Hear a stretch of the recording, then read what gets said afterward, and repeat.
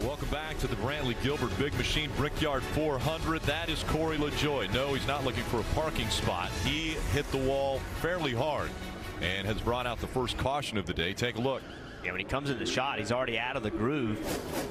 Not really sure why he got out of the groove. He just overdrove the corner, had some kind of problem, but then once he got up, it's so slick, and these guys here lucky to get slowed down. But once you get that far out of the groove, Steve, you're just along for the ride. Yeah, disappointing finish to Corey LaJoie's first ever Brickyard start.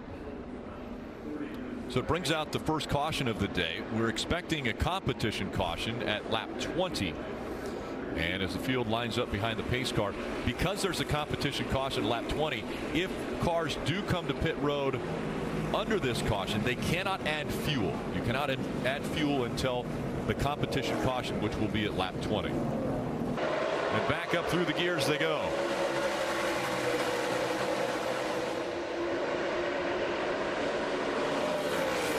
Another good restart for Kyle Busch. He jumps out in front of Martin Truex Jr. Then it's 2-by-2 for third.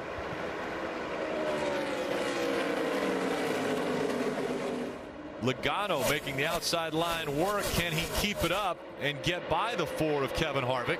I think Kevin's got the spot now in turn 3. Joey Logano's going to be best served to let him go to fall in line to keep the rest of the guys from getting underneath him. Saw the 17 also making the move up. Matt Kenseth in the 20. And that tied number 20 has made his way all the way up to the 5th position. Right behind him is Kyle Larson. Ryan Blaney dropped back a spot.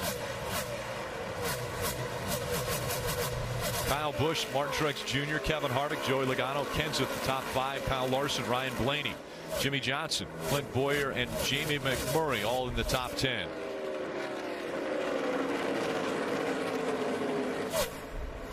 Speeds as they go through the turn. Saw there Larson 165 as the caution comes out again. It's J.J. Yaley this time, looking as though he has had an issue. Also involved the 33 of Jeffrey Earnhardt. Jeffrey's got damage on the back of his car and on the front of his car.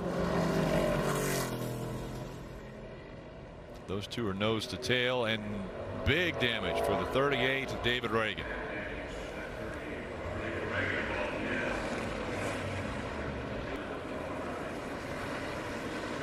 Let's take a look at what happened.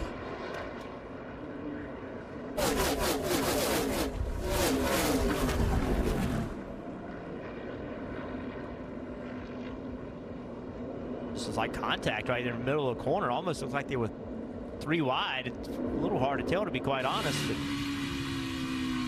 short, no pressure behind. yeah, that's what happened. 38 Reagan jumped up on the outside. But J.J. Yaley, and J.J. had a car right behind him, and you can see the back of the car just come around on J.J. Yaley. He was in a bad situation, having a car on the outside of him, and then another one behind him pulled the air off the rear spoiler, and he just couldn't keep control of it. So an unfortunate incident for David Reagan. Involved in this incident was Jeffrey Earnhardt as well as J.J. Yaley. And so that means another restart. And we have seen the 18 of Kyle Busch has chosen the outside line on a regular basis, and it has been the 78 of Martin Truex Jr. who will restart on the inside, and Truex hasn't been able to have anything for Kyle Busch. This area right here, that's the bump stop. That's really what the car rides around. As you see, the tire goes up, that squishes, it stops the travel, keeps the car from hitting the racetrack. You add this little shim, it doesn't travel as far, keeps the car from getting as close to the asphalt, basically changes the front ride height of the race car. It's called a packer, but it's really just a shim. A simple piece of plastic that a pit crew member jams in there on the pit stop. So a little bit lengthy adjustment, but a good update by Parker on Daniel Suarez. And amazingly enough, it takes about maybe an added second or second and a half for them to do that. And when we talk about the gap being 9/10 of a second, those second half are very important as we see smoke coming out from J.J. Yaley. The right front tire down on this car. Possibly another caution coming out if he can't get off the racetrack. A lot of teams hoping the caution does come out. Some teams are hoping it doesn't. He gets off of the racetrack. and will be able to make his way onto pit road, but the caution does come out. I was going to say the problem is even if he's off the racetrack, just the debris that's come off of that race car. And you can see a lot of damage to the right side. So J.J. Yaley once again having an issue. He was a part of an accident earlier, and it has compounded now to where the right front tire has gone down. He has already come off the wall there after that right front tire went down. You said it, he was in that earlier incident, and it seems like every week we see a car get in an incident. They try to get the car back on the racetrack. Fenders don't get cleared. Something's rubbing a tire. Tire blows in the wall again.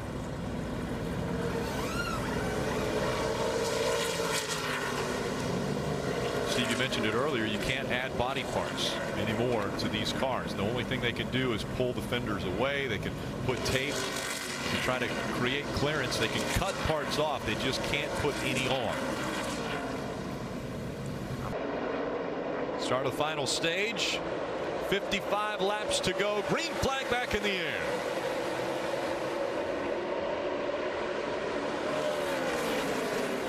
Martin Truex Jr. out in front. 4 different drivers have been out front today. Kyle Busch, Eric Jones, Ryan Blaney, and Martin Truex Jr. It's now Matt Kenseth works to the outside of Ryan Blaney. 3 wide for that position. The 4 of Kevin Harvick tried to go all the way down to the bottom of the racetrack to get clean air. He was able to clear the 21, but the 20 of Kenseth is in front of him. Through the short chute and back into 4. Eric Jones in that 77 trying to recover. He is in the 7th position now. Clint Boyer in the 14 trying to stay in front of the 22. Joey Logano all over his back bumper.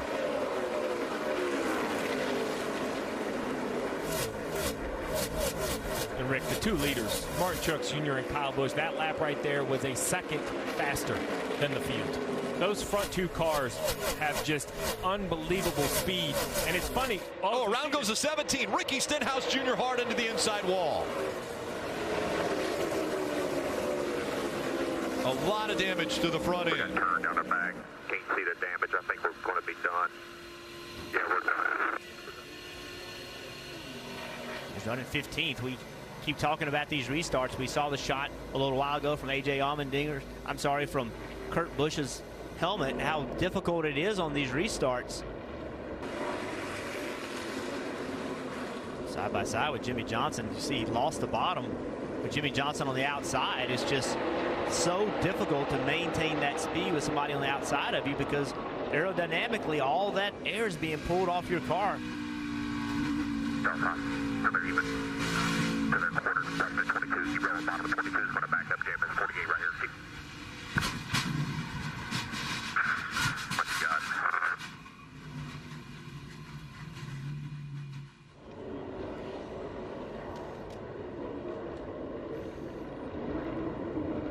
Hey guys, as I look at that, really representative of what we see a lot of times in these race cars, how important that right rear is, and he just lost that side force on the right rear. Jeff, I know you can talk about this a little bit.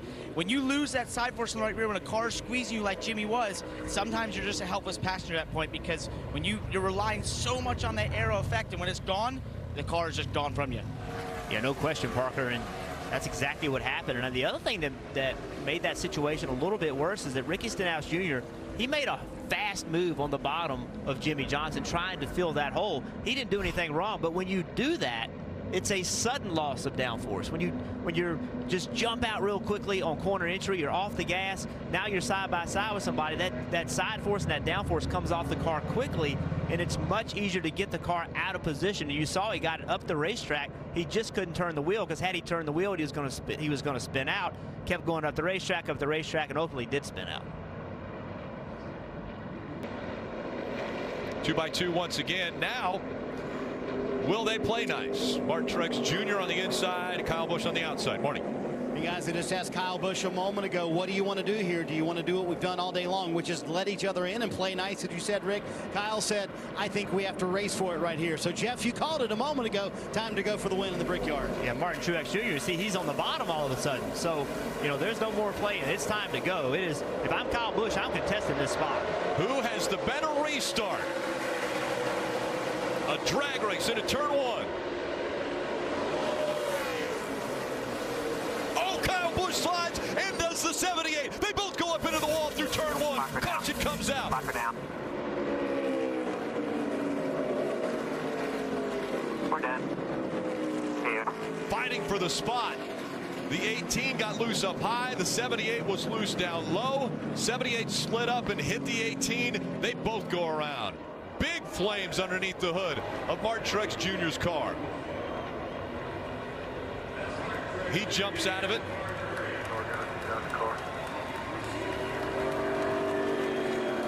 They have fire suppression systems under the hood, as well as in the driver's compartment and in the trunk where the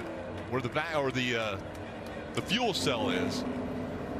So that fire suppression system working to put the fire out, but there were some big flames rolling out from underneath the hood. Martin Truex Jr. not happy at all. Well, Rick, it all started, you heard Marty's report. For most of the day, they've been allowing each other. The lead car, the control car, has been taking the outside. The other car has been letting that leader in. Jeff, you said it was time to contest, time to race down into turn 1 side by side, and that is exactly what created this accident. Two drivers trying to win one of the marquee races of the year. And once again, Kyle Busch dominating the race and not going to be in victory lane. So this trend of 2017 continues. Here you go. Kyle Busch on the outside. Just rolls up on the outside of 78. 78 gets loose, just like we saw with Ricky Stenhouse Jr. a minute ago. Got loose getting in the corner. Could not hold the car on the bottom. Gets in the side of the 18. Ty Dillon, great job not running into the side of Kyle Busch. This is racing. This is side by side. I know it's 49 to go, but it's side by side racing for the win. You saw the wiggle from Martin Truex Jr. He just could not hold the car on the bottom without being loose. Had to turn the car to the right or he would have spun out and got into the side of the 18. It's hard racing. It's track position racing. You have to be aggressive. You have to push on these restarts. This is the result when you push, but if you don't, you're not going to win these races. The winless streak will continue for Kyle Busch. It now goes over a year. Look at the rear of that car just fold up. And we had just seen it on the previous restart, Rick. These two cars left the field by 1 second in one lap. They were hands down the two most dominant cars here today, both eliminated.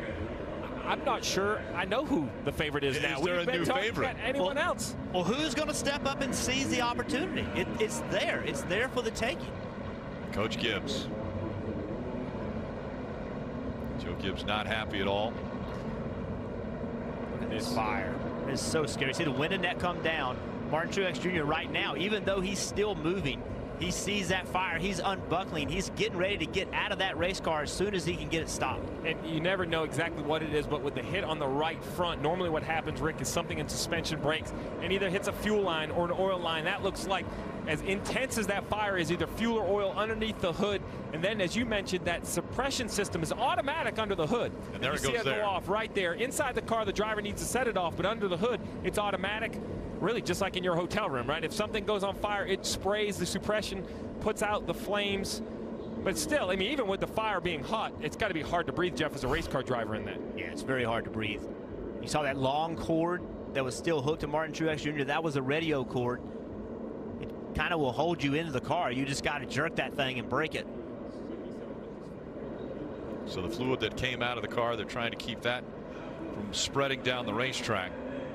Well, and there are other, while we're talking about Trevor Bayne, because he's going to be for the win, there are some other cars inside the top 15 that are playing this same strategy. We have Eric Almirola, who is back from a back injury, running in the 7th position. He could run inside the top 10. We have Ty Dillon. We have Danica Patrick currently in 12. So there's a lot of race cars, as you see. Matt Kenseth, thank you, Rick, pointing that out, passing Michael McDowell on the racetrack. So some players that we probably would have been hard-pressed to say contended for top fives. With this fuel strategy, we'll be able to. So Matt Kenseth has not gained any ground on the last 3 laps. He's been going through cars. He's been having to pass people. The last 3 laps, he was 11 seconds back, and he's still 11 seconds back. We see Casey Kane on pit road now, Kelly. Yeah, they're trying to turn their season around after a string of finishes outside the top 15, including 5 DNFs, and trying to stretch it today on fuel mileage, but obviously, we've got a caution. Caution on the racetrack. The 14 of Clint Boyer involved. Also the 41 of Kurt Busch. Hard damage to the front of that car. Got one coming outside. And he's up against the wall. It'll be difficult for him to climb out if he can't get that car away from the wall. I don't see no fire or nothing, but get on out.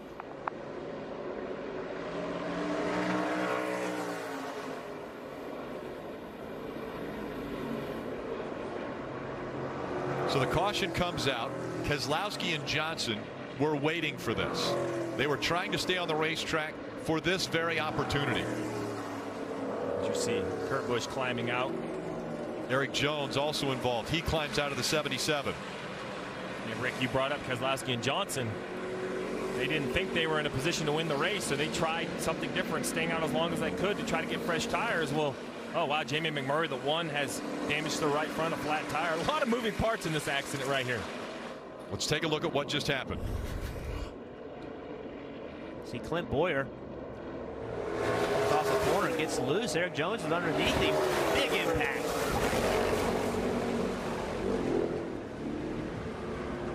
He's around the 14th position.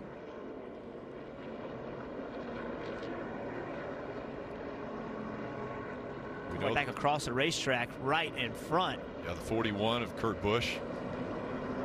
Big impact. There was a car in front of Clint that got loose. Yes. But then saved it. And that's what drew my attention away from Clint Boyer. But if you look right behind that car, that's where the 14 actually loses control. Yeah, I believe it's Paul Menard that got loose. Wow.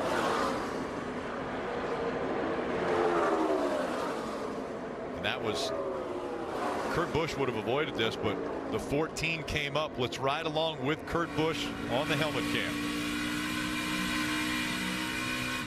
You see him crashing down, coming up, he's coming up, coming in middle.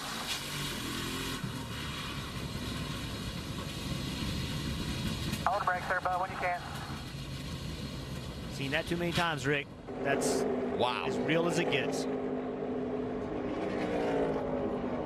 Big impact. Shoots Boyer back across the racetrack. Fortunately, to miss the end of that pit wall. I know it was another hard impact, but the end of that pit wall would have been another awkward impact as we see the red flag now being displayed, Rick. Yeah, a lot of cleanup's going to have to take place here.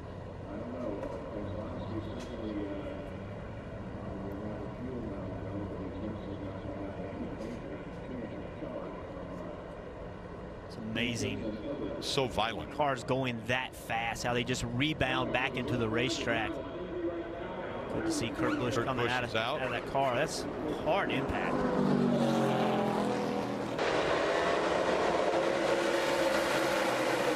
Can he clear him by turn 1? Brad Keselowski all over the back bumper of Casey Kane as they go through 1. Down the short chute into 2. Casey Kane now with a 2-car length lead over Brad Keselowski.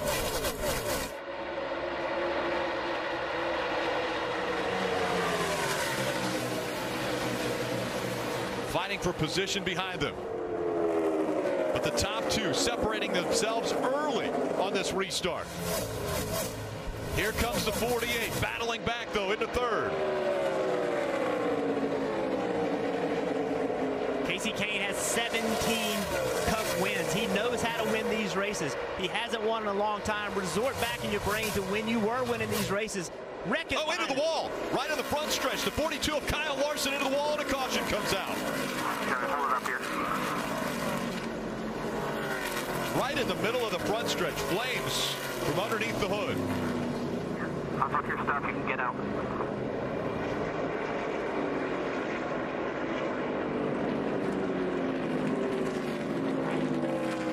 Seeing having to get that hose unhooked before he can get out. That hose blows air to the helmet.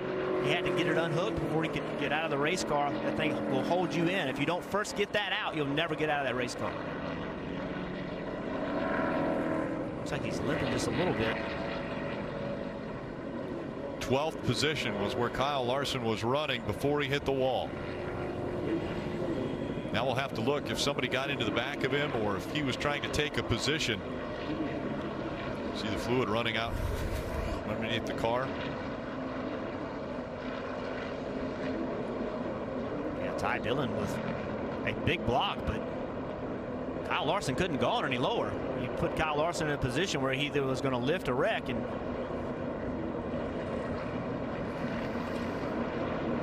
there was a little contact with the 21 of Ryan Blaney as well as he was coming up the racetrack.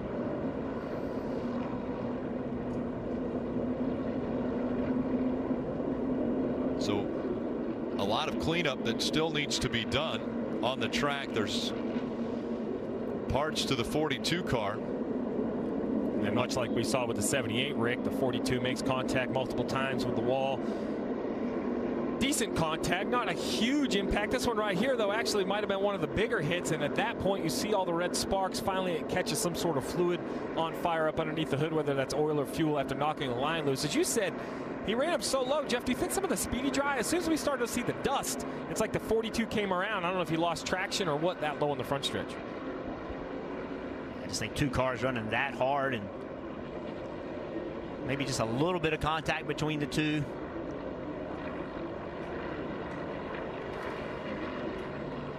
It's Indy, 6 to go, blocking for every position, but you know, Ty really low, trying to use that wall to his advantage, almost as a pick.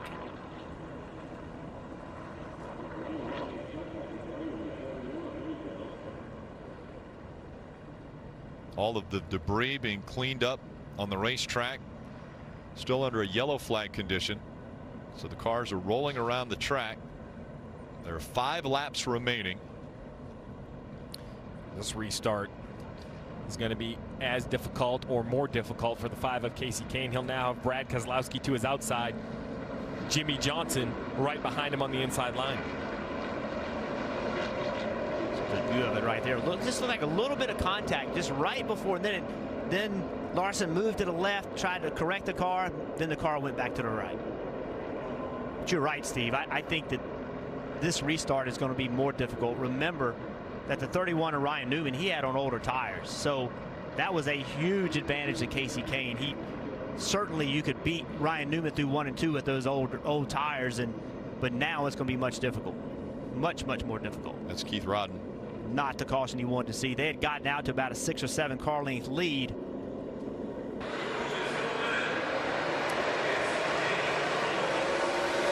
lot of smoke out of Jimmy Johnson's car. 48, smoke rolling out from underneath the car. He's still up to speed. Brad Keselowski with a great restart. He's on the outside of the 5. The 5 wiggles up the racetrack he goes, but he stays straight. Side by side again through 2. Keselowski strong. Jimmy said it was blowing up, Rick. Keselowski makes the pass. He's in front of the 5, but not completely cleared it. Here comes the 48 to the inside. The 48 still smoking. Pretty wide for the lead as they enter turn 3. Brad Keselowski on the outside. Around goes the 48. The 48 blows up and into the wall it goes. The caution comes out again.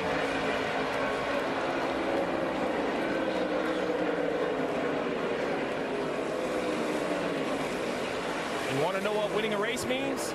It means 3 drivers are willing to drive 3 wide into turn 3 at Indianapolis at over 200 miles an hour, where there is barely 2, really 1.5 lanes for racing. Frustration from Jimmy Johnson. You saw him throw the window net down. Keselowski running on the outside of Kasey Kahne, making the outside line work through turn 2. Almost had the 5 completely cleared when they went down the backstretch, and then the 48 of Jimmy Johnson. We could see that there was a problem with the 48. The smoke was rolling out from underneath it, but he was still able to surge ahead and get 3 wide. He was on the inside going into turn 3. Well, what a series of events from the time the green flag dropped. Right here, Kasey Kahne underneath Keselowski. Really, really loose, able to maintain it in good spot. Keselowski does everything he's supposed to do, gets close to the 5. Now look how loose the 5 gets right here, up into the side of the 2. Jimmie Johnson with huge momentum, with smoke coming out of the back of the car like it's blowing up. Now right now, Kasey Kahne in lift, and I can promise you, it's been a long time since he's win. He's going to drive it in there. Every one of these guys wants to win a Brickyard 400. The 48 car, very bottom, gets around he goes. Don't tell me these drivers don't want to win this race. A car supposedly blowing up, and he was the one that made the move to the inside to try to take the lead going into 3. That's dedication, that's heart, that's desire, that's wanting a Brickyard 400 trophy for Keselowski, for Jimmie Johnson, both champions. For Kasey Kahne, it's, hey, I'm back. How about Trevor Bayne? He was able to avoid all of that, stay in 3rd, clip the grass, as a matter of fact, as he was going through turn 3. Look at this, man. Light contact between the 5 and the 2 of Brad Keselowski, assuming it doesn't cut a tire. That shouldn't affect them on the restart. I don't know what Trevor Bayne was thinking going down the backstretch, but we're going to have to find out after the race, because I'm sure he didn't know which one of the 3 he was going to follow into turn 3. But you know what's amazing about that? They knew they weren't coming out. They knew, that's right. They knew they were going in there 3 wide. They were pretty sure they would be the one that came out, but you have to know 3 wide at Indy, somebody's not coming out of that corner. And the 48 is going to be towed back into the garage. Kelly.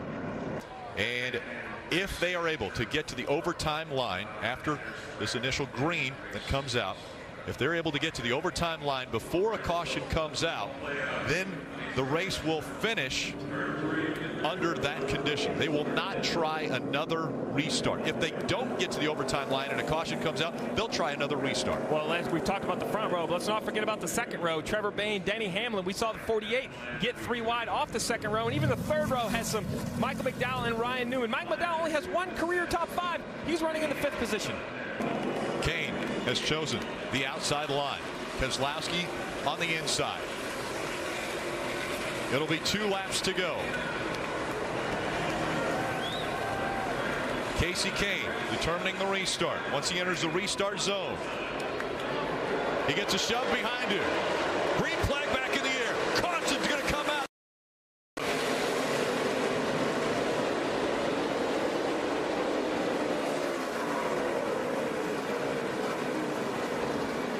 Eric Almirola, Ryan Blaney. Look at all the damage to the 15.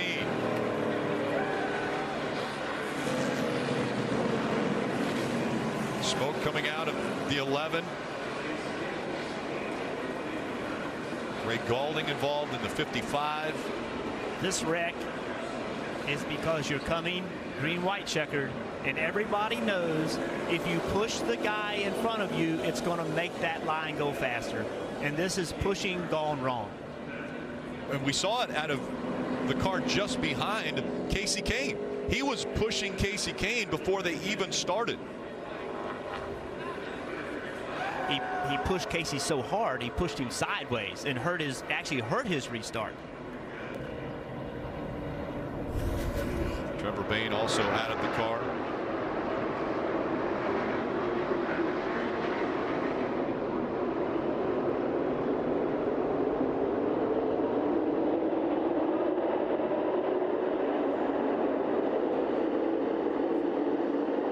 Trevor Bayne was 3rd. He was just behind Brad Keselowski.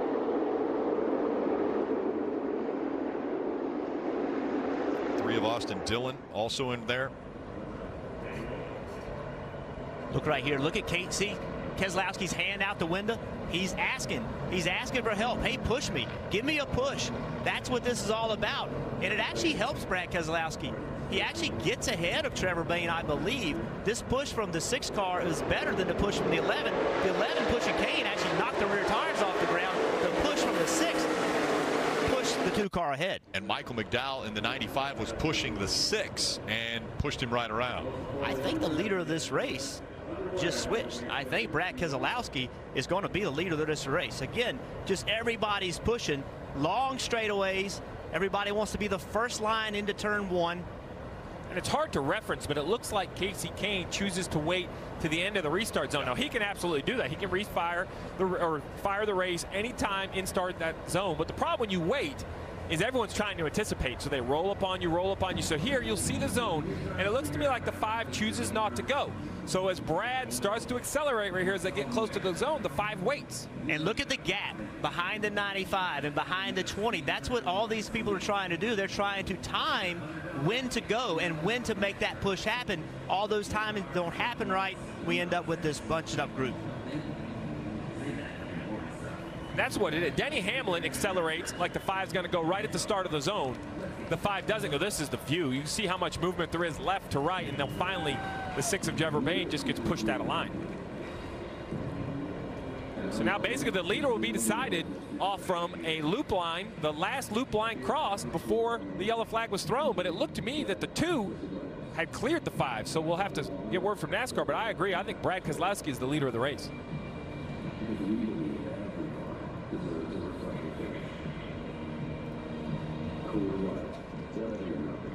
And NASCAR has confirmed that the 2 is the leader of the race, so Brad Keselowski will be able to determine if he wants to restart on the inside or outside.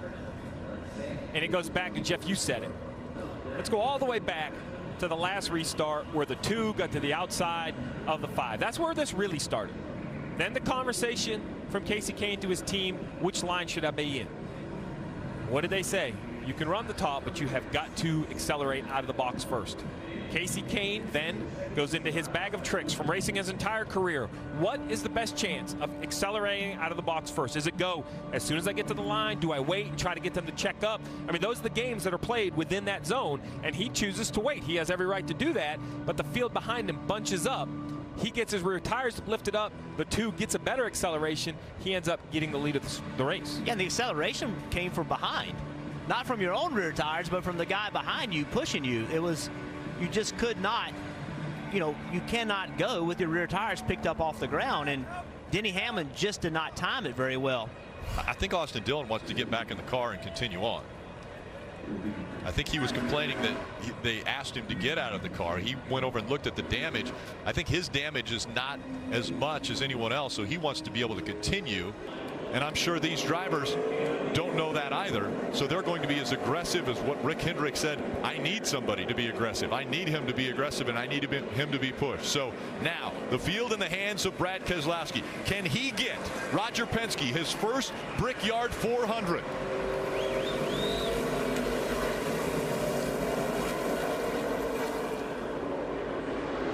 Green flag back in the air. Overtime, sponsored by Credit One Bank, is underway. Great restart for the 5 of Kasey Kahne. Can he hold it on the bottom of the track? Kahne gets by him. Smoke rolling out behind the 11. Kasey Kahne in front of the 2 of Brad Keselowski. They go down the backstretch. Still smoke coming out of the 11. Track. And the 11 goes around. They wreck behind him. Did they get to the overtime line? They haven't got there yet. Has the caution come out yet? Now the caution comes out. The question will be, did the caution come out after he crossed the overtime line? A lot of damage to the 27 of Paul Menard. The 11 of Denny Hamlin. We saw smoke rolling out from underneath the 11. We're going to find out if there's the white flag. We just saw the white flag indicating that they did get to the overtime line before the caution came out. It was already getting dark at this point. I mean, what we see here is not indicative of just how dark the front stretch was at this point in time. I think they had plenty of light to race right now, but anything happening after this point. Yeah, I think they had enough time for about a lap or 2. Yes. And that's about where we were at. But you see, as they go into turn 3, go into turn 2, when we start down the backstretch, you'll see the accidents start at the back part of this screen. And as these guys hit, they begin to put down fluid on the racetrack because obviously there's radiators busted. And that's there's the all of that overtime stuff. line. Yep, there's. And when they showed us, when they came back and showed us right here, you see, there he goes across the line, and you'll see the light come on. Boom, the light comes on. So they are straight up. They threw the caution because there were cars stopped on the racetrack. They felt there was oil on the racetrack.